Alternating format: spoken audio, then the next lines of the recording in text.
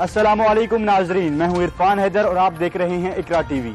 Headlines में शामिल करते हैं आज की ताज़ा तरीन खबरें। सुप्रीम कोर्ट ने ताहयात नाअहली केस में साबिक सदर परवेज मुशर्रफ को 13 जून को तलब कर लिया। सुप्रीम कोर्ट में चीफ जस्टिस पाकिस्तान की सरबराही में 3 रुकनी बेंच ने साबिक सदर परवेज मुशर्रफ की ताहयात नाअहली केस के खिलाफ दरख्वास्त की समाअत की।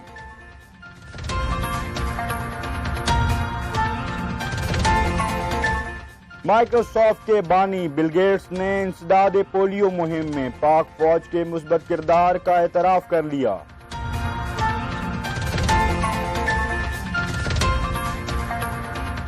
रिटर्निंग ऑफिसर ने इमरान खान के कागजात नामजदगी पर एतराज लगा दिया।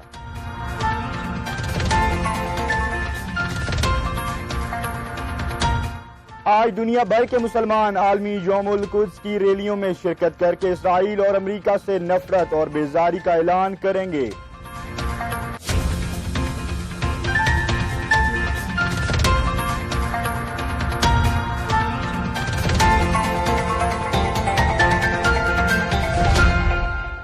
फिल वक्त न्यूज बुलेटिन से इतना ही। मजीद ताज़ा तरीन खबरों और अपडेट्स के लिए विजिट कीजिए हमारी वेबसाइट ikratv.pk।